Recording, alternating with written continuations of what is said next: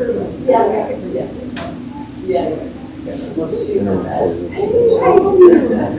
it going? I don't know if it's you. I know.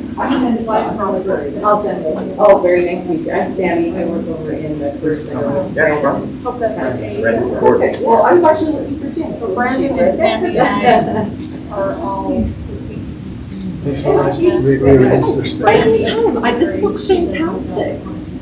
You should definitely just let us. Yes. Oh, I know. I was saying last night.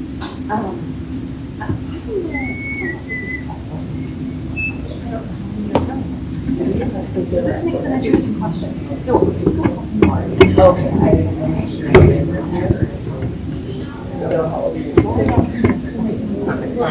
That's why I wanted to see her. I'll go give her a call. She will be relieved. awesome.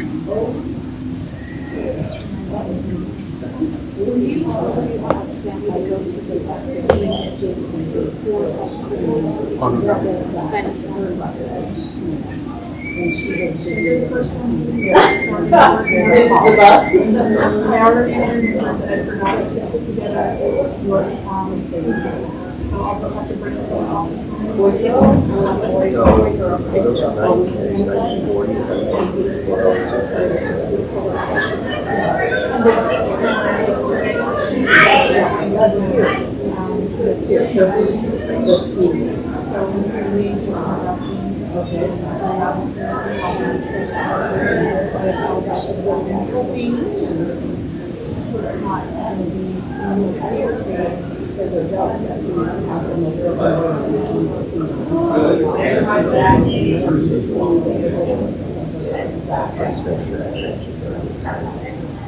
I'll give you 5 minutes, so I usually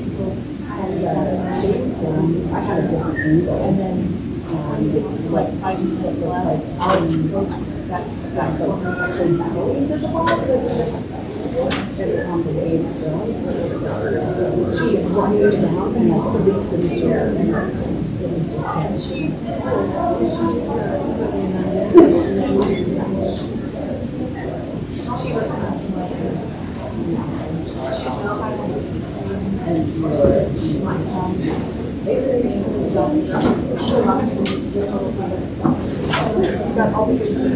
Here she is. Hi. how's it going? Good, how are you doing?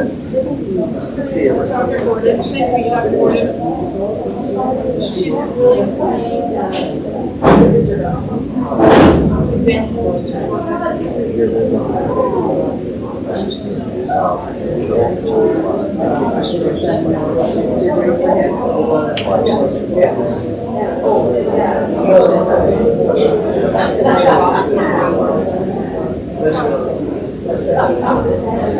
The way that it's set up.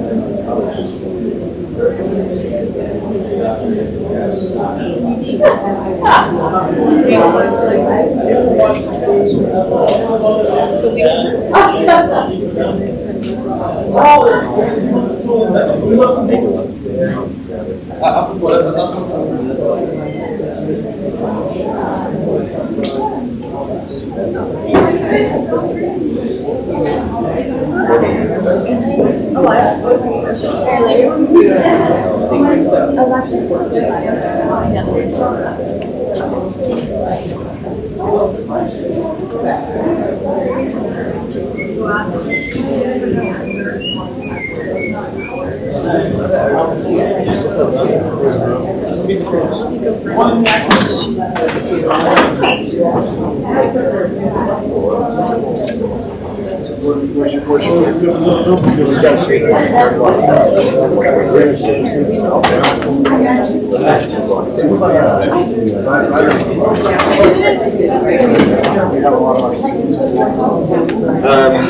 got a few.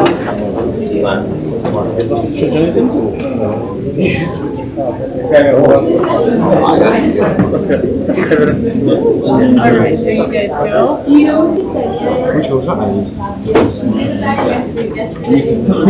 Daniel, expect a great teaser from you. Daniel. take.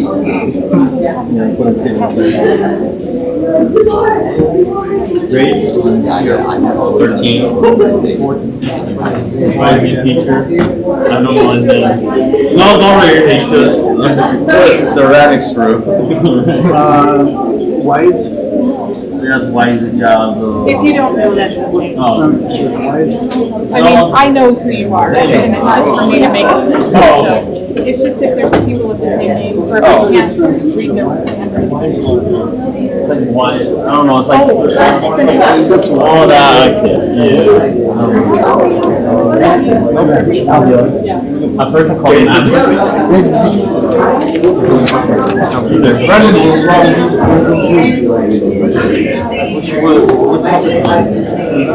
They look like they're on the shoelace. Do we have several sign in for, so make sure you sign it, George.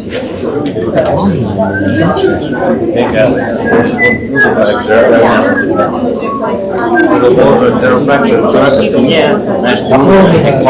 And like, my order here is very weak. That was good. Like,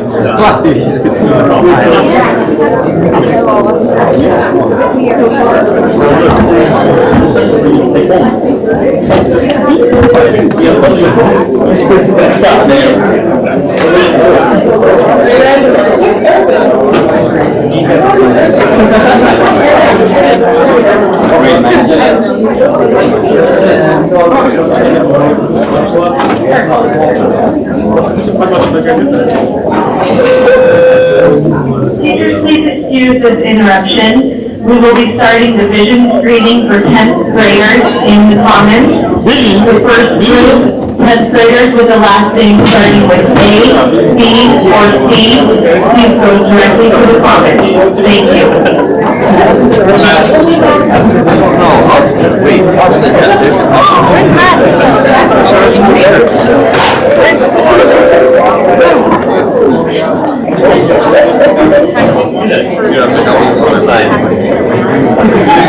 I'm missing two inside.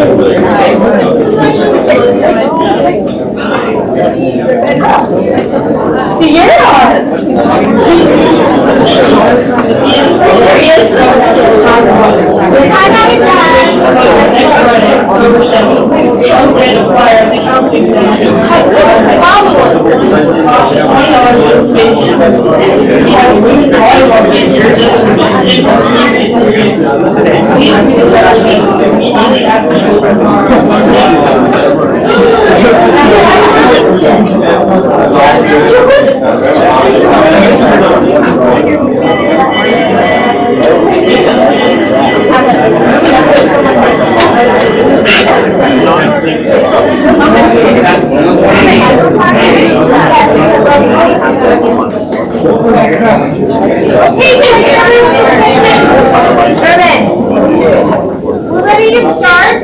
So guys, going around.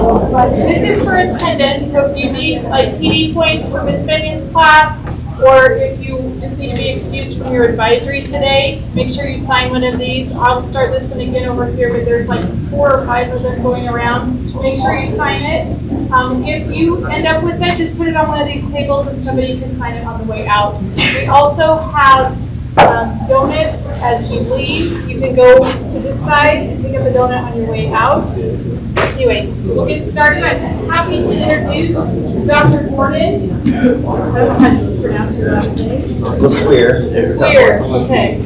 And he is actually my chiropractor. I just call him Dr. Gordon. He's great. And I love that he cares about wellness. Like, he wants your whole body to be well. And it's not just, here's a pill to solve this problem. It's like, let's find the cause and correct it. So he's a really great doctor. I'm happy to be one of his patients, and I'm happy that you can learn from him today. So I'll turn the time over to you, and you can do whatever you want to do. Thank you. So yeah, Dr. Gordon LeSuer. LeSuer is too tough, so that's why I just go by Dr. Gordon. Just a little bit about me, just so you guys know. So when I was freshman, sophomore, I wanted to be an anesthesiologist. Anyone know what that is? Yeah, people sleep before surgery. The reason why, anyone guess why I would pick that profession? Yeah, look They a lot of money, right? And they don't have to work very much. That was kind of my thinking. And something about me, like, I don't know how you guys feel, but I hated school. So maybe you guys love school, but I hated school. I hated school so much, I actually graduated high school my sophomore year because I wanted to get out. I graduated my sophomore year and started college right away because, again, I didn't like sitting in school. My freshman year of college, in my English class, I did a research paper on becoming an anesthesiologist. Come to find out, I don't know if you guys know this, that's a lot of schooling. It's like 16 years of schooling we have to go through. So it was not, that was a game changer. I was like, no way am I going to do that because, again, I don't like school. So at the time, my mom was working for a chiropractor, and I would see people come into his office. They would come in a lot of pain, then they would leave feeling great. They didn't have any drugs, any surgery, and he was helping people. I always had a fascination with anatomy and physiology, and so it kind of drew me towards chiropractic. And so that's kind of what got me into becoming a chiropractor. That whole process for becoming a chiropractor, so once you graduate, you got to get your 4-year degree. That's kind of all your prerequisites to be able to get into chiropractic school. Chiropractic school is usually about a 4-year program. But again, me not really liking school, I was able to do it in 3 years. So just cranked it out as fast as I could. And a lot of people think that, or maybe I shouldn't say a lot of people, some people think that being a chiropractor, all you have to do is just a weekend course on the internet, just watching on YouTube, but that's not the case. It's pretty grueling. What a lot of people don't realize is that chiropractors, we actually get more schooling in anatomy and physiology than medical doctors do. Where medical doctors kind of surpass us is they have to do a lot of schooling in medicine, all those drugs and stuff they have to memorize. And then when they go into their specialty, like if they're a podiatrist or a cardiologist, they got to do a lot more schooling on that aspect. So some people just don't realize the amount of schooling that it takes and the education that chiropractors have. Being a chiropractor though, so I've been practicing 15, 16 years, been doing it for a little while. It's tough when you say that you're a chiropractor because that's a real broad, general term. Like, it's like saying you're a medical doctor. You know, what kind of medical doctor? You know, it could be a podiatrist, it could be a cardiologist, you could be an orthopedist. There's so many different things. It's the same thing in chiropractic. I know chiropractors that just all they focus on is diet and nutrition. They don't really do anything with the bones or the spine or anything like that. I know chiropractors that all they do is they only focus on 2 bones in the spine. The very first 2 at the very top of your spine. That's all they'll touch. They don't touch anything else. My practice, kind of the way I practice, I focus a lot on discs, the little cushions in between the vertebrae. That's kind of what the majority of my practice is. Discs that are bulged, herniated, torn, ruptures, degenerated. We got therapies and modalities that we do to try and help to give people relief without them having to have surgery. And usually we're pretty successful at that. Some people think, I heard someone say, I think it was you, sorry to point you out, what did you say, like a back cracker or? Bone cracker. Bone chiropractor, yes. I hear that a lot. And a lot of people think sorry, I didn't mean to pick on you. I just hear that a lot. A lot of people think that about us. Is that, oh yeah, we just track bones, we're just pushing on you, pulling on you, twisting on you. But there's a lot more to it than that. So a few years ago, it was like 9 o'clock at night, my neighbor called me up and he's like, hey Gordon, I tried to pop my son's back. I gave him a bear hug and I tried to pop his back and he's on the floor now and he can't move. And so I had to go over there. He had popped the bone the wrong way, put pressure on the nerves on his spine, and he couldn't move. So I had to fix that. So there's a lot more to it than some people might think. You just get, for me, I've been practicing for so long. When I do it, I'm real quick. It's just like muscle memory for me. I don't even think about it because I've done it so many times. But we actually learn how to move and manipulate the bones in a way that won't damage any of the ligaments or tendons that hold everything in place. I bet a lot of you guys, one second, we'll get your question. A lot of you guys probably maybe pop your own necks and stuff. You turn around on and crank on and twist. I see that all the time with kids. That is the worst for your neck. When you do that, now knuckles I can, that's okay. But like when you're cranking on your neck, you're overstretching those ligaments and tendons that hold everything in place. It's like a rubber band that's lost its elasticity. So then those bones just kind of flop and move around, and it makes it much harder for us to get things back in place and stabilize. Now, if you're stretching and something happens to kind of pop or clip, that's one thing. But when you force it, that's when it's not there. That's why it's got to be done the correct way. So in my office, kind of when someone comes in, what I do is I do just a consultation with them. So I'll sit down with them, kind of figure out what's going on, if it's something that I think I can help with, kind of get their history and how long they've been dealing with it. And then I'll go in and we'll do an examination. So I do some orthopedic tests just to see what's going on, just help you get a better idea of what I'm dealing with. And then I take x-rays of all my patients. I don't know why, but a lot of chiropractors don't do that. But for me, it's super, super important because I don't like to guess with what I'm doing. I want to know exactly what I'm dealing with. One time I had a lady come to my office and she was super mad because I wanted to take x-rays. But I found out she had had surgery on her back and she had this metal bar going across her pelvis deck. When I took the x-rays, I found, because she was like my other chiropractor, he just adjusts me all the time, no problem. When I took the x-rays, I found that metal bar was actually broken. So if I had gotten in there and had been adjusting her, I could have been liable for what had happened. But because I was able to x-ray her to see, I knew what I was dealing with before I got in there. So I take x-rays, I go over the x-rays to my patients, and then again, I usually will try and come up with a game plan for them as far as trying to get things stabilized, back on track, not just crack bones. So, who's all been to a chiropractor? It's not too bad. It's pretty good. Has anyone seen, I guess, I know there's a lot of TikTok videos and stuff out there, but has everyone seen like a chiropractic adjustment? Yeah. Sometimes they can be pretty crazy. I got a volunteer today that I'm going to do one on that you guys can watch at the very, very end. So, but I know we're getting close on time. Does anyone have any questions? I know you had a question. Yeah, so do you do the stuff like where you could make Jalen be able to play football again? So, I years ago I used to practice a technique. I don't know if you guys have heard of John Stockton, right? You guys remember that game when he played where he sprained his ankle real bad, and then he came back and shot the winning shot to take him into the finals, semifinal. Remember that? If you look at the video, his ankle basically twisted so much, he touched that bone on the floor. I mean, it was ridiculous how bad the sprain was. Dr. Bueller, he's a chiropractor, he went through and did a technique to help restore the muscles and ligaments around his ankle and got him back on the court, and he shot the winning game for the Jazz.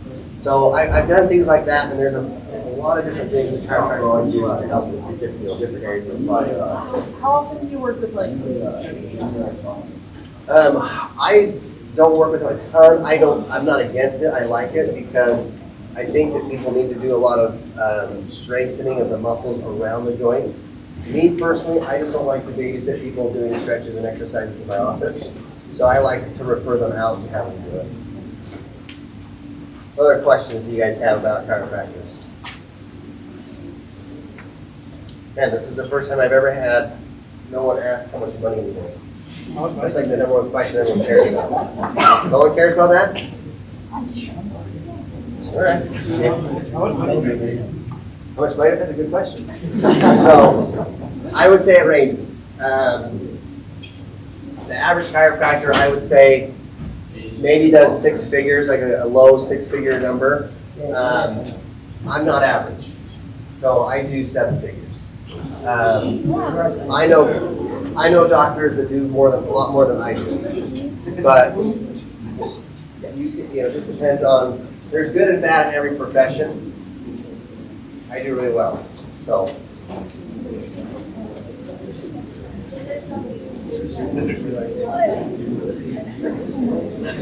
Well, it's kind of like Janet was saying, I just really care about my patients, and so that comes across.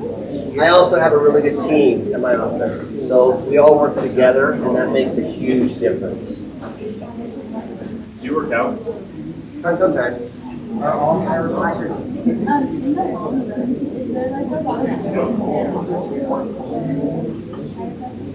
Not usually.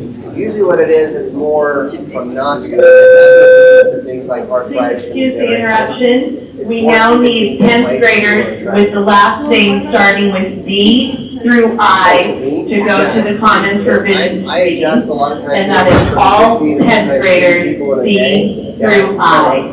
Thank you. That's why I go to the gym, so I can try and keep up with it. Do you use steroids? I wish. I don't. I wish I did. I just get I wish I did steroids.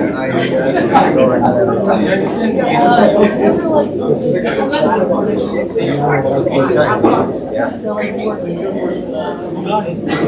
Depending on what it is, I know if it's something I can't work with, I'll let them know. But mustard disc, I do that all the time. Everybody just Hey, does anyone want to see just a quick adjustment? Yeah. Okay. I got Maddie over here that's going to volunteer. I'm just going to do a quick adjustment on her neck. I want it, man. I don't know if you guys want to gather around.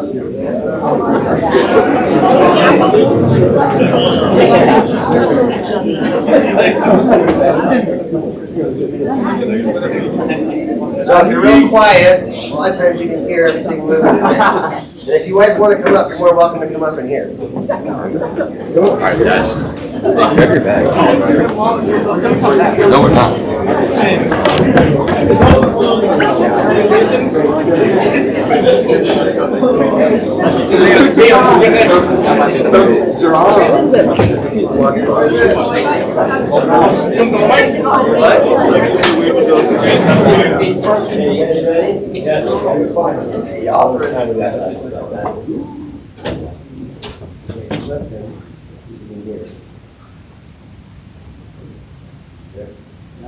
No. I had a hard time back there.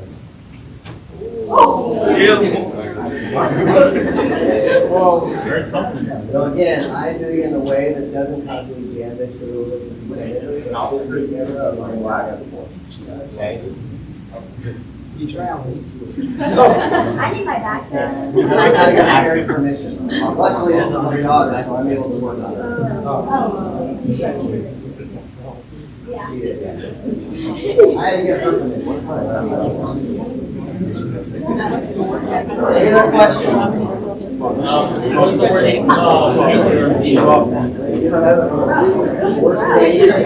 I had a patient today that was going back on her spinal cord. We tried to work on her to get her back.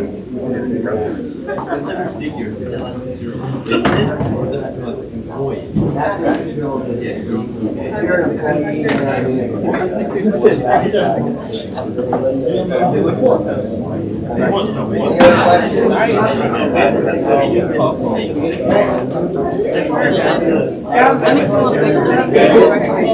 questions?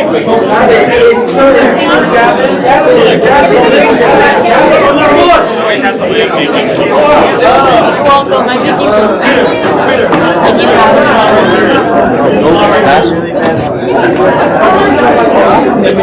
Fast. What's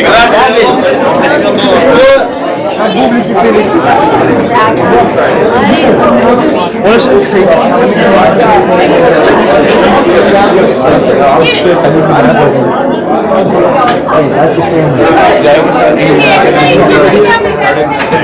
I get 100 on my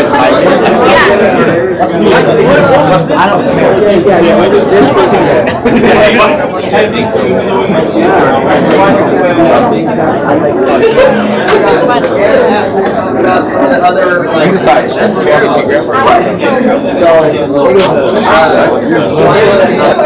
doctor in my office, but I have another chiropractor that works for me. So there's two of us, but really what makes our office special is, like I said, my team. Give me 1 second while I ask a question.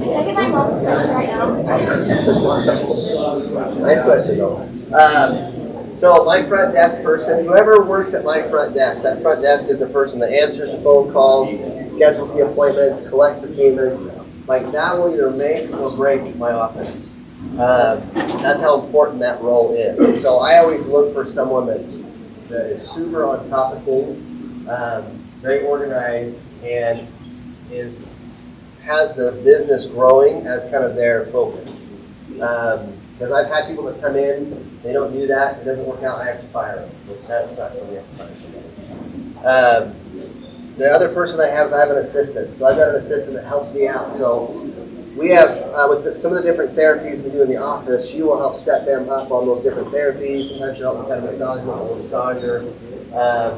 And then I also have a massage therapist. I'm assuming you guys can guess what a massage therapist does, right? Massage, yeah. And then the last thing I have in my office, I have a nurse practitioner.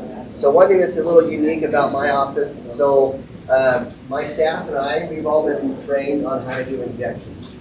Not a lot of chiropractors can do injections.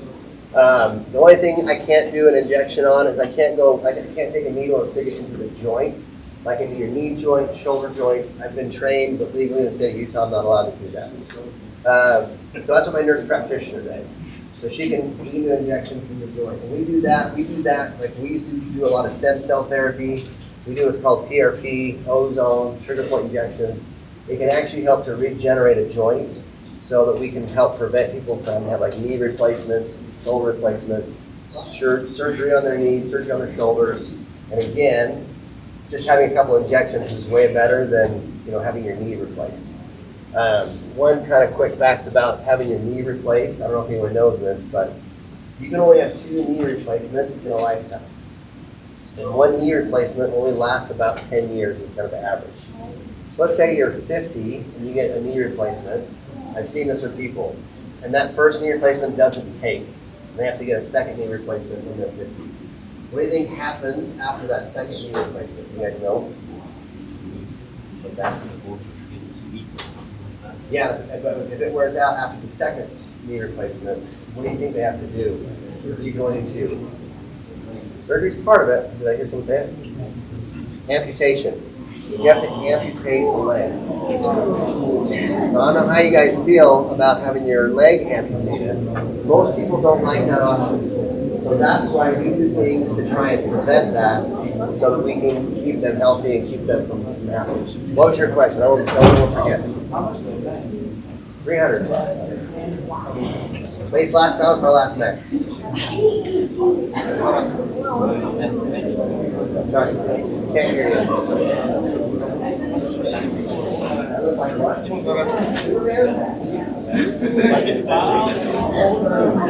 I'm 41. I'm pretty old compared to you guys. Any other questions? You're saying that the knee, if try to restore the knee with like a new pad, yeah, the space in between that cushion in between starts to degenerate. We've got something to try and help regenerate it so we can keep it. Usually knee replacement happens because the pad goes away, it's bone on bone. And if we can get that cushion back, we can prevent the knee replacement. Because they cut so much bone away, they don't more bone to work with that.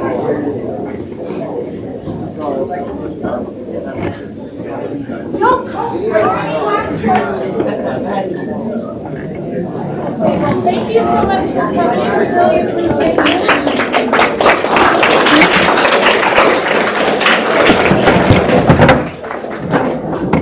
So there's still a couple of minutes before the bell rings, so if you guys want.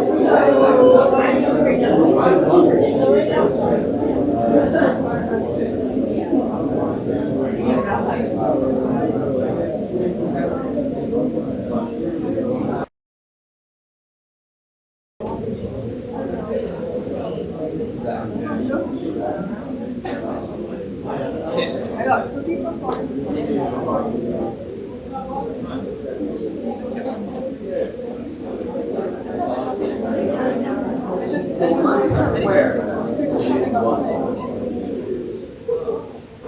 thought you asked me.